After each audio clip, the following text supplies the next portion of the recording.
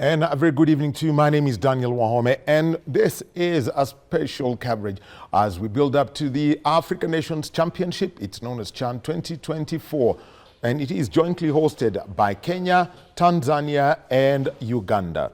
We have got 5 venues across the 3 nations. Remember, Kampala have got the Nelson Mandela Stadium, and then we have got the Nyayo National Stadium in Nairobi, and the Moi International Sports Center, based simply known as Kasarani in Nairobi. Dar es Salaam has got the Benjamin Mkapa Stadium, and Zanzibar, which is going to host Group D, has got the Aman Stadium. Remember, 44 matches across this competition, and we are all going to be waiting for one thing: who is going to be the victor? Remember, this competition features only players who are based in their domestic leagues, and we have seen that happen. For example, in Kenya, Mohamed Bajaber, who has been an exciting prospect throughout the 2024-2025 FKF Premier League season, because he has signed with Simba and has officially reported to come to them, and that means that he's no longer part of Kenya Police FC. He has had to leave the national team, and creating, an option of choice, a whole litany of choices that Coach Benny McCarthy has had to make. Masud Juma coming in, joining Muhoroni Youth, and that means he's eligible. That's the kind of scenario that we've got. And remember, Kenya playing their first match on Sunday, the 3rd of August at 3 p.m. at the Moi International Sports Center, Kasarani. And like we say, CHAN, Iko KBC, and this is where we have got the full, look of the full feel of what the local footballers can do. They will be playing against the Democratic Republic of Congo. And remember, the opening ceremony on Saturday at the Benjamin Mkapa Stadium in Dar es Salaam, and that is going to be followed by the match between Tanzania and Burkina Faso. Kickoff 8 p.m. And so the build-up is going to be huge. Just to give you a preview of what to look out for before we get into a conversation, remember, it's going to be a full day of Dunda tomorrow from 11 a.m. till 4:30 p.m. After that, it's Club Extra Reloaded. It's all going to be about that. And our news broadcast is going also to be fully about CHAN. Saturday, it's a full roll after the SEA service, full Dunda, and getting into the conversation before the analysis and the live broadcasts. That's what we are going to be taking a look at, and you can imagine the impact that this is going to have when it comes to all the sport in the 3 nations, Kenya, Tanzania, and Uganda. The business of football, it's been spoken about, but what about what happens down on ground? What happens when you have to get into conversations, with people who are on the ground? I'll give you a background to it. The Moi International Sports Center Kasarani is going to host a maximum of 48,000 people. The Nyayo National Stadium, at full capacity, for example, if Morocco and Angola is sold out, is going to be only 18,000 people. So you're talking about over Sunday afternoon, you're talking about 66,000 people in total as the people who are going to be in the stadium. Nairobi's population, close to 5 million people. Let's call it 4.5. What do you do about the 4.4 million people who basically are not going to be there? And for those who will be watching, in the long term, what's going to be the effect of that? It's the socio-economic impact of a competition like CHAN. And to speak about that, we've got Richard Wanjohi, who's from the Africa Sports and Creative Institute. Richard, good evening to you. Thank you very much for having me. Well, yes. So let's see this conversation, and from the position of the Africa Sports and Creative Institute, looking at some of the events that have been hosted in the continent. You can think of the Basketball Africa League in Rwanda, being played in Rwanda, Kenya hosting, for example, the Kipkeno Classic, then or an under-20 athletics championships. What are the things that every country looks to benefit from at that perspective? Okay, so first of all, from an overall perspective, the national brand, what does that do to a country or countries like this? So for example, we have CHAN that is being hosted for the first time by 3 countries. So already because of that association, each of those country brands are uplifted. That is soft power through sports. Secondly, if you look at the infrastructure, all the 3 countries have been able to develop the stadiums and also the infrastructure around that. So if you look at what we have done at the Kasarani Stadium, we have done some good work renovating and sprucing it up. Same to Nyayo Stadium and also other stadiums within the region in Tanzania and Uganda. From an infrastructure perspective, look at the roads as well, access from the airport, access, to the different cities or the different areas that these stadiums are domiciled. So already because of that, hosting such an event, you can see some development in that space. But from now, a social aspect, so you have alluded to the numbers that we'll be having at Kasarani and at Nyayo Stadium. So 48,000 at Kasarani, 18,000 at Nyayo Stadium. What that tells us is that there's an opportunity for us to invest in infrastructure. It means that there's a huge gap between what we have currently and what we need, because if you look at the time that we have between now and the Africa Cup of Nations, is 2 years. So we need either an extra stadium, which is Talanta, but also going forward, it means that there are stadiums that we need to develop so that we can appeal to the urban population in this situation. The same happens for the other countries. We can't domicile one precipice or one edifice of a sports stadium in one city. You need to have the infrastructure. For example, let me give you London or Madrid. More developed economies, more developed cities. You have a minimum of 3 to 8 stadiums in each of these cities, and that's from a national or international perspective. So that is something that we should start working towards in terms of infrastructure. From the social perspective, we have seen a lot of conversations around football and developing football from the grassroots level. What Chan has done is that it is encouraging local development of local talent. So from the grassroots level, development all the way to the club level and also to the national level.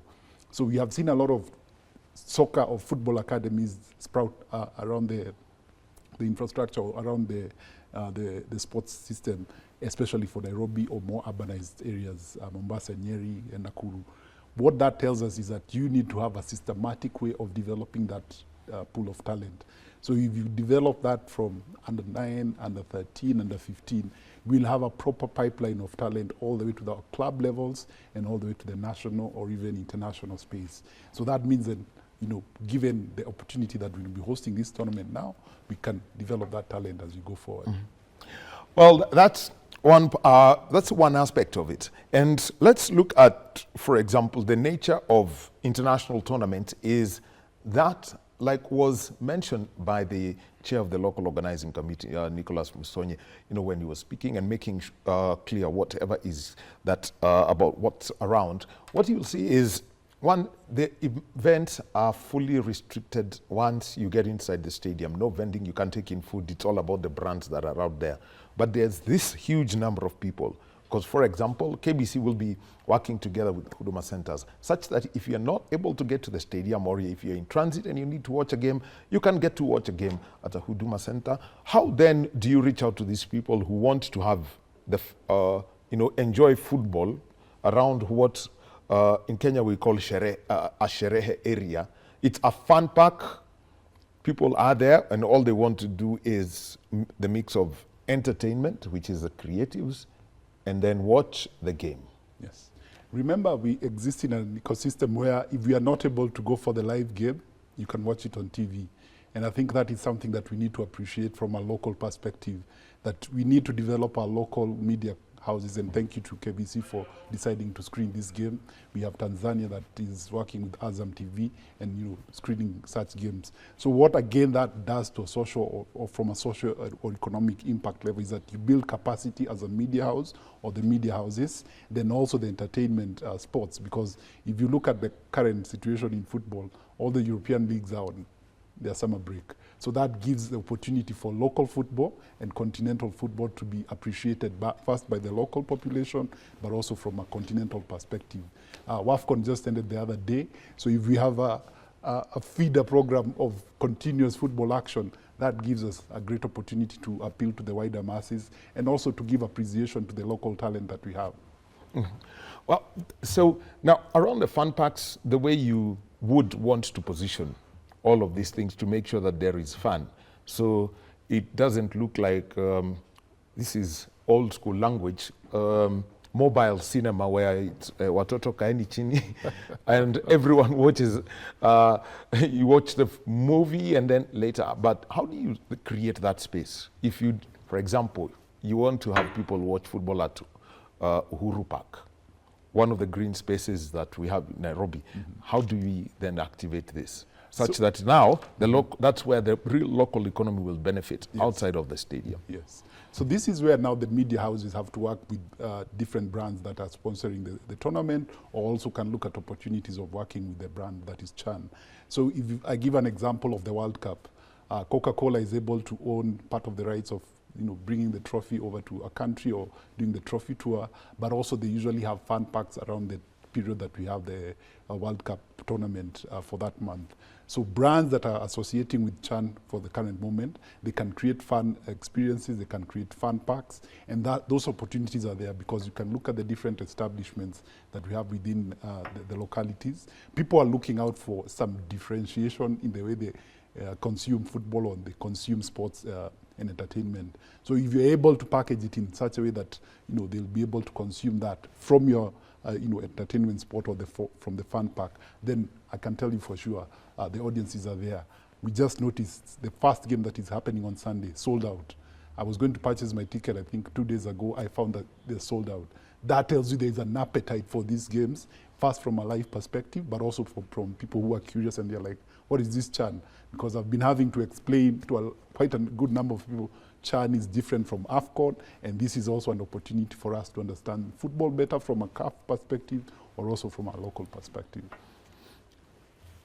When you bring out, because you are, as you do sports and creative, what's the space of creatives? I would like to first, getting into a conversation with some journalists, and one of the things you were saying, can we have a halftime show?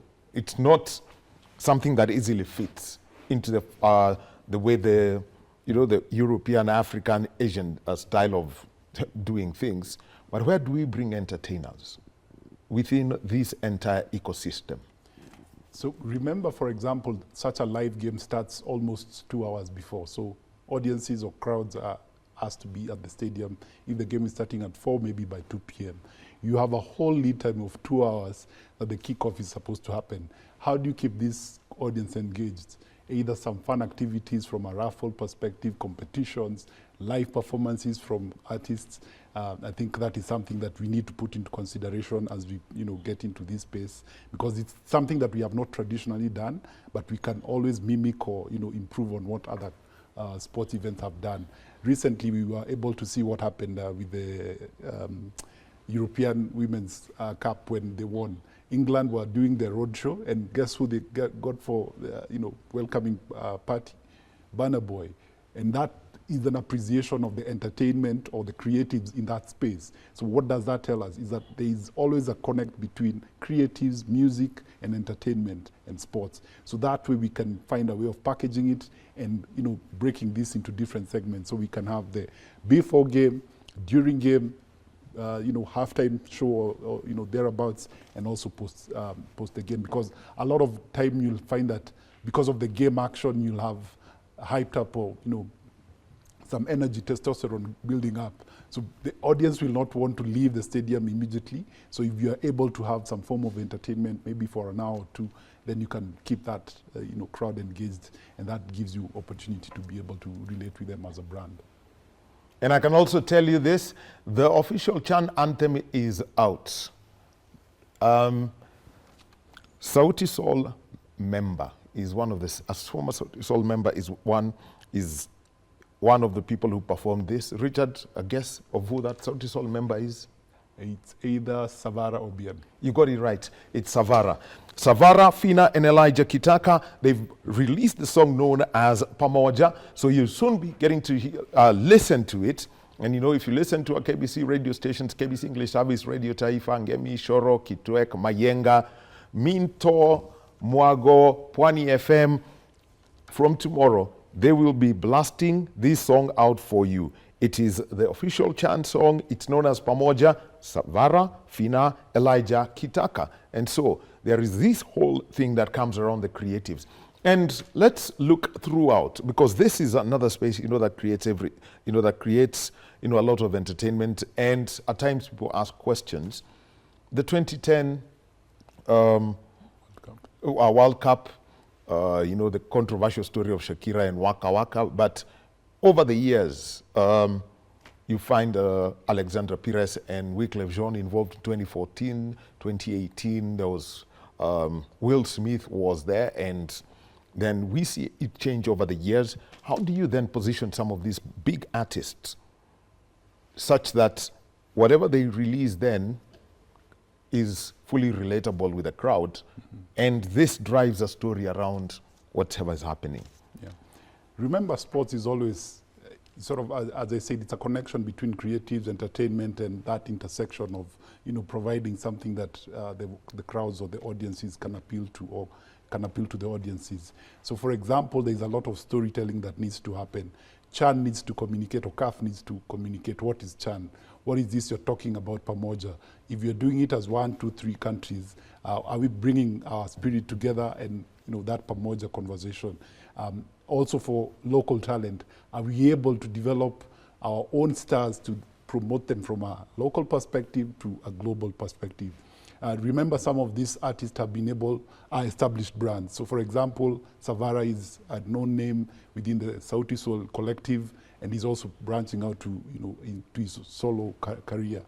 But all this, when all this is said and done, if you're able to appeal to that audience and, rhyme with what you're talking about, this becomes a moment for posterity. As you said, Waka Waka is one of the, timeless songs that we are able to hear every time there's a World Cup. All these songs that are associated to the different tournaments and different sports engagements, is that there is always that intersection between entertainment, sports, and creatives. Well, Richard Wanjohi, who is with the Africa Sports and Creative Institute, giving us the whole aspect around it. Now we'll be talking about tourism, how countries can actually make the best out of this. What's the lasting legacy? And then when you've got the young children, ball boys and people like that, how do you make an impact on them such that it's lasting and there's a legacy left? We'll be talking about that after this short break.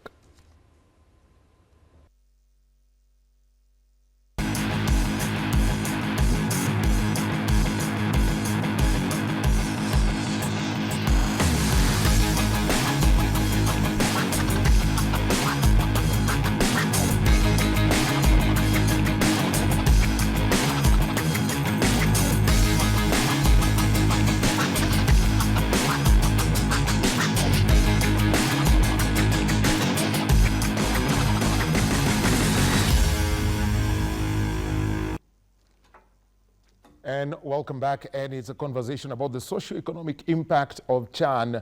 And remember, Kenya, Tanzania, and Uganda, all under the Pamoja bid, are jointly hosting the 8th edition of the Championship of African Nations. And remember, starts on the 2nd with the opening ceremony. An opening match in Dar es Salaam, closes on the 30th in Nairobi, when the final will be played at Kasarani, and the kick-off time for that match of the final will be 6 p.m. And like we say, Chan Iko KBC, it's on Channel 1, and it's on 13 radio stations. Yes, 13. If you want to listen to a football commentary in the Turkana language, in the Borana language, you will get to listen to that on our Eastern service. If you want to listen in the Luo, we've got Mayenga. In the Kegusi, we've got Minto. In Kikuyu, you want Shoro. If you want Ngemi, in Kiambu, Ngemi. So we've got all of you covered across the country.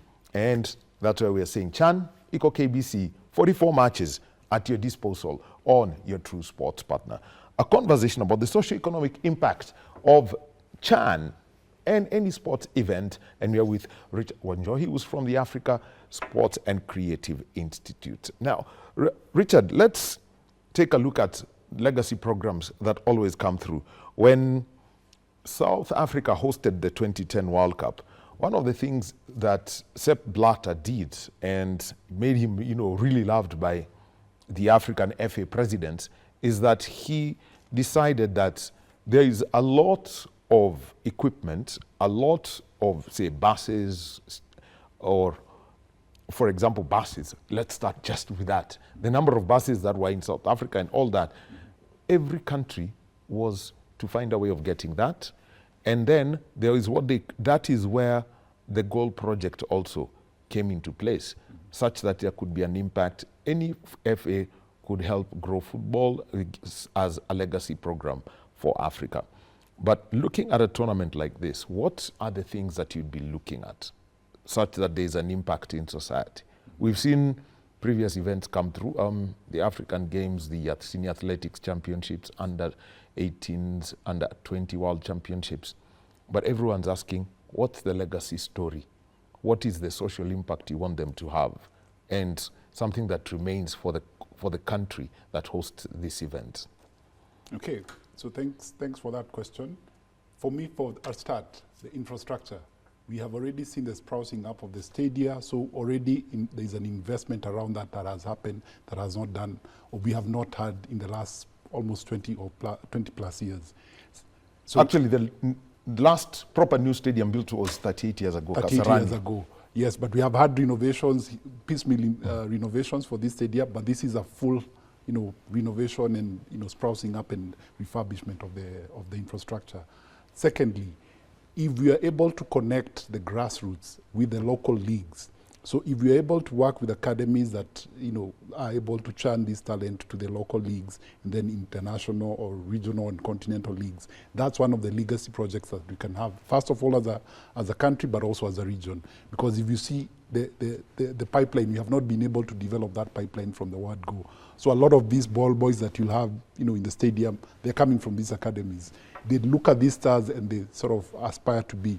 So there's that aspirational aspect. Secondly, we have almost 2 years before we get to AFCON, and also another extra year before we get to the World Cup in 2030. So that tells us that if we start building up the talent now, one of the East African countries can be able to represent us in the World Cup. That has never happened. That is something that we can look forward to and promote our game. Third aspect is also looking at the infrastructure around sports, the sports ecosystem. So for example, we are hosting CHAN with about, let's say, an average of 10 to 12 teams per country. So if those 10 to 12 teams come with their... Actually, 4 teams per country. 4 teams per country. So let's give 5 teams. Kenya has 5, Uganda 5, TZ 5, Zanzibar 4. Okay. So let's give each of these countries their entourage, about 20 people, or an extra, pair of hands to about 50. If you look at the ecosystem, how are we able to support these people for the duration of that 1 month? How are we able to attract funds? So looking at our accommodation, looking at our hospitality, looking at our, logistics. So from a transport perspective, we have individuals who are, looking to travel maybe to the safari at Nairobi National Park, the Masai Mara for the migration. So how are we able to develop that ecosystem to be able to support these games? Because remember, some of these players will come here for only this time that they're playing the tournament. A lot of individuals want to do something beyond that game. So are we able to develop that infrastructure so that we are able to support the current CHAN and also going forward any future events? The fourth one is looking at, for example, public policy around health and wellness. So if as a country we adopt sports and we say that we want to, cascade it down to the schools level, cascade it down to livelihoods.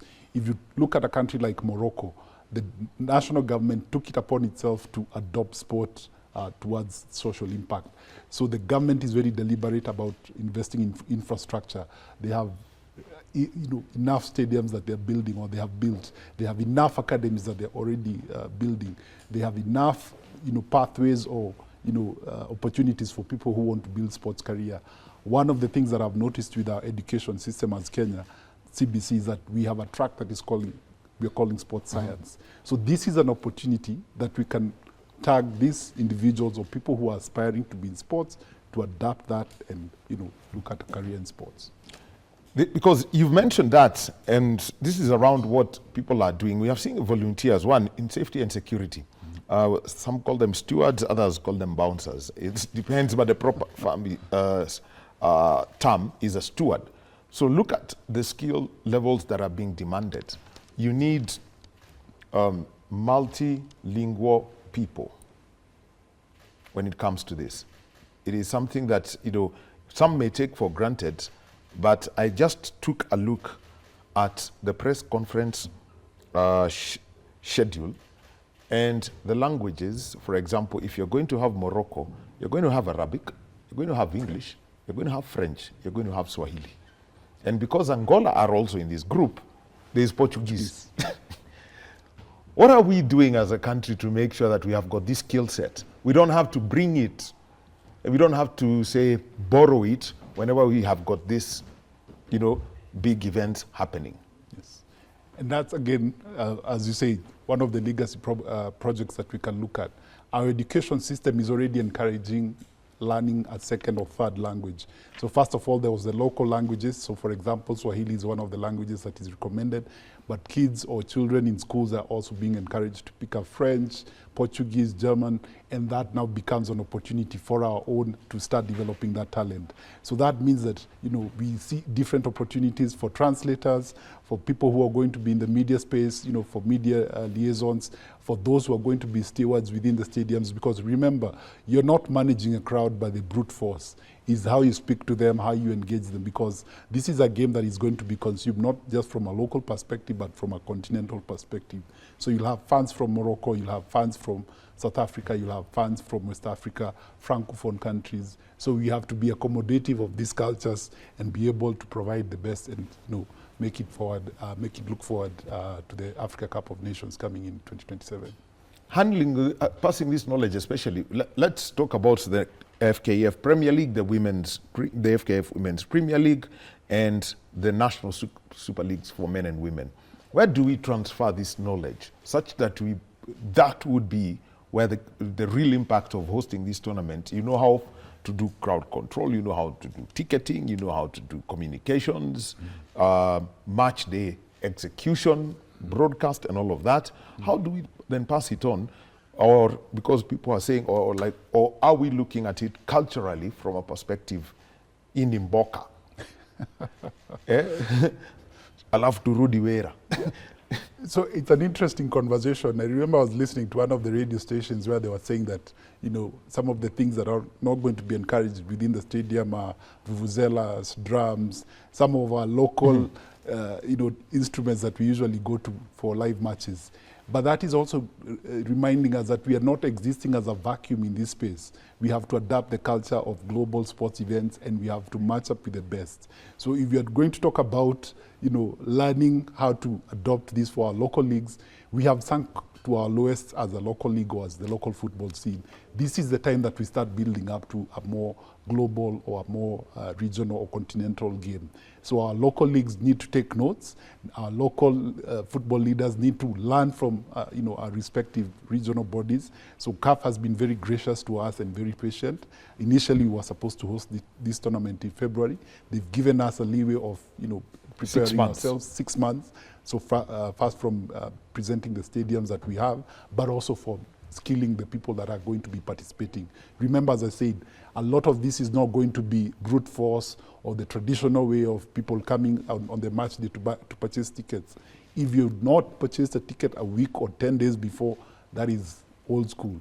If you're not looking to have a physical ticket, because this is going to be online, it's a digital platform, there has to be accountability, there has to be logistics handled, because then you're looking at a situation where you have 60,000 people swarming into a stadium that is Kasarani and coming from all sides of Nairobi. So you have to manage that traffic. So we have to change the way we do our local football. We have to change our local culture to accommodate what is coming from across the continent, but also to learn from the best. One of the things that everybody says, today, there was good news today. The FKF got sponsorship, from worth 1.1 billion, and that's for 10 years. Close, as shown, and it's going to cover, for both for the men and the women. The question is then, how do we learn about making sport really, a real economic activity in this country, rather than what is seen as still, to a large extent, recreational? Yes. Remember, I think as I started this conversation, I talked about health and wellness. So we remember about 4 years ago when we had the COVID pandemic, a lot of people changed the way they do their lifestyle. So we saw people moving from indoor activities to a lot of outdoor activities. So from cycling, running, and all that. So sports can affect people's health in that way. So we can look at the impact that sports has from a health perspective, because if you look at the people who participate in sports or are living towards a sporting lifestyle, you have a longer life living. You have a longer or more productive. You're more productive in your daily activities. You're also easier. The stress and the day-to-day pressures are reduced. So if we adopt that as a country, that means that we are able to reduce our mortality rates. We're able to impact our economic activities. If you look at sports currently across the continent, the impact that is there is about 0.5 across all GDPs. If we can move that ticker to about 2 or 3%, that means that there is a huge ecosystem that we are going to build around this space. And countries like Morocco, countries like South Africa, other West African countries have already seen that opportunity, and that means that we can build that ecosystem even within East Africa. And I love what we are doing as the 3 countries. Well, and the fans, whenever they go in there, what is one thing that there is something that sport brings? A lot of cohesion and unity. You will see suddenly the bantam move from this side to this side and then suddenly congregate. And there is something that, I don't know what it does. People will be throwing barbs at each other at 11 a.m., but they will be hugging in the stadium at 2, waiting for a 4 p.m. kickoff. How do we harness this power across the country, not just for the 66,000 people max who would be at Nyayo or Kasarani on any match day, any Group A match day, yes, but for the rest of the country who will be watching at various fun parks, yes, and following the football on their radio. Remember, sports is one of the biggest unifiers of countries or regions across the world. We have seen this over and over, and that's why countries like the more advanced countries are able to keep the national teams appealing or are able to prop up the national teams. If I remember very well, in 1987, when we hosted the All Africa Games, our Harambee Stars were able to reach the final and lost to Egypt 1-0. But that was the highlight for our lives in that decade. We had looked forward to hosting the All Africa Games. Our national team was able to achieve and become one of the best, and even achieved qualification to the Africa Cup of Nations for the first time in almost 20 plus years. It was after 16 years. After 16 before years. that, they have been at the AFCON in 72. Exactly. So if we look at a similar situation currently, we have had a lot of socio-economic problems going around the country or within the region. If governments and public bodies can be able to use sport to channel that positivity and that energy back into people's lives, that they can be able to get productive and also get going, that we can tell ourselves that this is a narrative that we want to follow. There can be success even amidst all these angst, that we can be able to come back as a nation and unify and be able to achieve.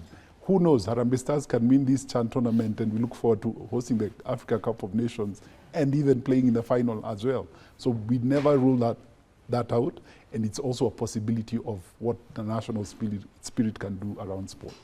The national motto is Harambee. Pulled together, if you basically recited the loyalty pledge, then that's a phrase that had, everyone knew by heart. The one thing I want to ask is, what's the best way to reach out to all these people who are going to be coming? I mean, Kenya is in the same group with DR Congo. I hope they're not the ones who bought out all the tickets. Otherwise, they're going to have a Rumba festival. We have a great number of people from Morocco who live here, diplomatic and also trade. Zambia the same, Angola. How then do we reach to these people who are there and make sure that it's not a one-off, that they can come again? Basically based on the people and not just, the traditional tourist sell. So as always, when you make an investment, is that this has to be a long-term investment. If we look at what infrastructure we're building now, we are building for this tournament, for the 2027 Africa Cup of Nations, but also for future generations. And this, again, as I say, is our base, so we can build up to it. That means that we can get the national government to commit funds, and I love how they've been able to work around bonding, a bond for infrastructure, investing for private investors to invest in infrastructure, so we can start engaging audiences or businesses in that cycle.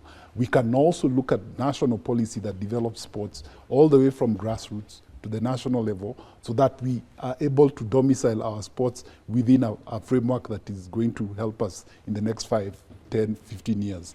Morocco, as I say, is a very good example, and you keep alluding to this. They were able to adopt this, first of all, from a football perspective, and we have seen the progress they have made. They were able to qualify for the semis in the World Cup. They'll be hosting the World Cup in 2030. So if we can be able to get our government to think around sports and invest in sports, that is one thing. Private companies, there are always these private companies that want to, whip around their brands in the sports space. We have not been able to appeal or give them a continuous or continuity models. It has to make business sense to them. If you bring the numbers, the audiences, then they'll see that opportunity. Media houses, we have not been able to build our capacity around media. And that is something that we always have a start-stop situation. I look forward to a local media company, either within the existing framework or, some that can be offshoots. Can we develop a sports, dedicated channel within Kenya? We have developed a few offshoots of, existing media houses, but that presents an opportunity even for our online platforms that, we can develop a channel around this space. And that means then building up is that people will have careers in this space. We'll be able to develop a whole career path for people, and also, again, whip up national appeal and national unity. All right. Richard Johi, who's with the Africa Sports and Creative Institute. Just as we close, because I would like to drop, the traffic announcements around Chan for Thursday. What's your way of looking at this Pamoja bid for countries to work together? So what has happened is that we have opened up our economies. That means that we'll be seeing a lot of movement across the 3 countries. Sports has been able to provide us that. We had the AFCTA that has always been propagated or pushed by our national governments. But if we look at sports, it has been able to fast track that very fast, and we are looking at an opportunity where East Africa is united around a sports event. Thank you very much, Richard. And conversation, the socio-economic, impact of Chan. It is not meant to be immediate, but it has to be long-term. And remember, the infrastructure and the learning lessons and the opportunities have all provided that. My name is Daniel Wahome. We'll be joined by O'Brien Kimani at 9 o'clock. He's coming in with Prime Edition, all focused on business. And remember, Chan, Iko KBC, I'm out.